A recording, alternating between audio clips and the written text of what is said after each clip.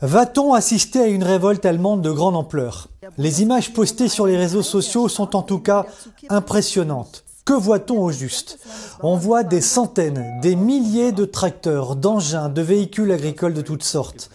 Opération escargot sur des voies express, blocage de ferries comme ici où des paysans allemands tentent d'empêcher un ministre allemand de débarquer devant des forces de l'ordre appelées en renfort. Lundi 8 janvier 2024, devant la porte de Brandebourg à Berlin, des agriculteurs sont arrivés à grand renfort de véhicules. Que sont-ils venus faire? Eh bien, ils sont venus protester contre le plan d'austérité d'Olaf Scholz, le chancelier allemand. La suppression de la subvention sur le carburant agricole et l'impôt sur les tracteurs.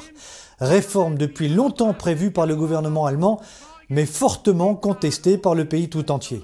Ces suppressions d'allègements fiscaux représentent près d'1 milliard d'euros, aux alentours de 3 500 à 4 000 euros par exploitation allemande. La paysannerie allemande souffre durement depuis des années. Elle est devenue peau de chagrin. Il ne reste plus que 254 000 exploitations.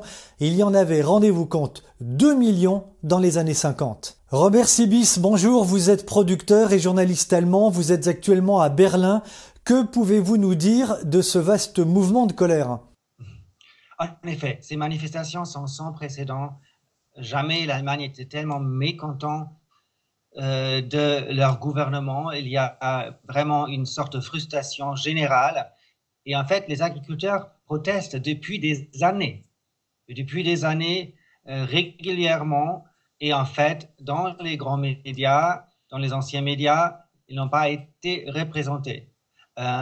Ils ont même, il y a quelques années, protesté pendant 2 semaines devant le siège social à Berlin de la ZDF, une grande chaîne nationale, pour protester contre le fait qu'ils n'apparaissent pas dans les informations.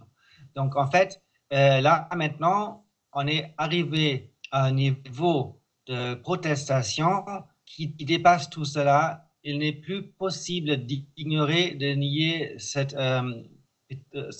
envie de changement qui vient des fermiers.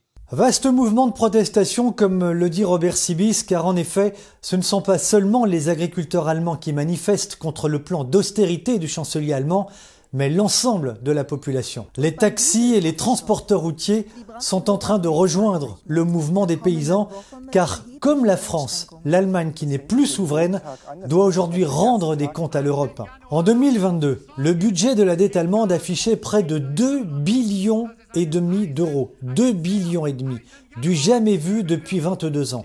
On croyait l'Allemagne invincible et résistant à tout.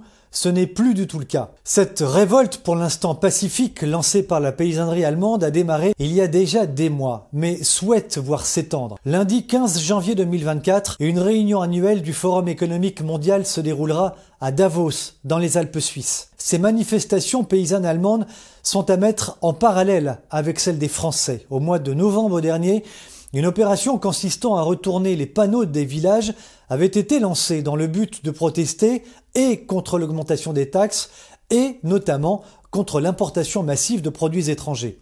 Pour conclure, ce qu'il y a de nouveau dans cette crise allemande, c'est que c'est l'Allemagne tout entière, la première fois sans doute depuis plusieurs décennies, qui semble se rebeller et contre son gouvernement et contre l'établissement européen. Que se passera-t-il si la colère des Allemands provoque un effet domino sur l'ensemble de l'Europe ?